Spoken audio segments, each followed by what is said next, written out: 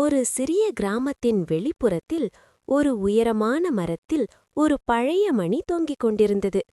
அந்த மணி தினமும் காற்று வீசும்போது இனிமையாக ஒலித்து அனைவருக்கும் நேரம் சொல்வது போல இருந்தது. காற்றும் அந்த மணியின் ஒலியை பிடித்து மகிழ்ந்தது. ஆனால் ஒரு நாள் காற்று சிறிது பெருமை கொண்டது. இந்த மணி என்னை இல்லாமல் ஒலி செய்ய முடியாது என்று அது மனதில் நினைத்து பெருமைப்படத் தொடங்கியது. மணி அதை கேட்டபோது மெதுவாக சிரித்தது.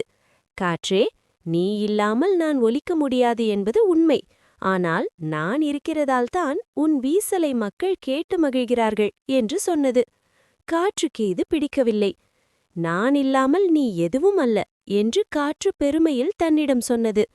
இதன் காரணமாக ஒரு நாள் காற்று ஒரு பெரிய புயலாக வீசி மணியை மரத்திலிருந்து பலமாக தள்ளி எறிந்தது. மணி கீழே விழுந்து நொறுங்கி ஒரு மூலையில் மண்ணில் புதைந்தது.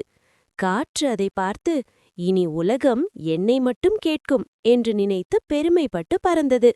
ஆனால் நாட்கள் செல்ல செல்ல காற்று எவ்வளவு வீசினாலும் யாரும் அதை பற்றி கவனிக்கவில்லை.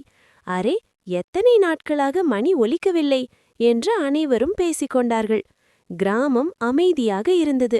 காற்றின் சத்தத்தை கூட யாரும் மதிக்கவில்லை. காற்று மெதுவாக உணரத் தொடங்கியது. மணி இருந்ததால்தான் நான் மக்களின் இதயத்துக்கு செல்வேன் என்று.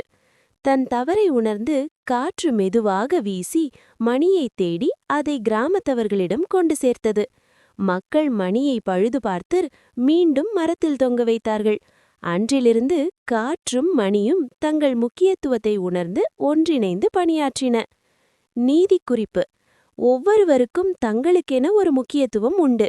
ஒருவரை இகழ்ந்தால் நாமும் இழந்துவிடுவோம்.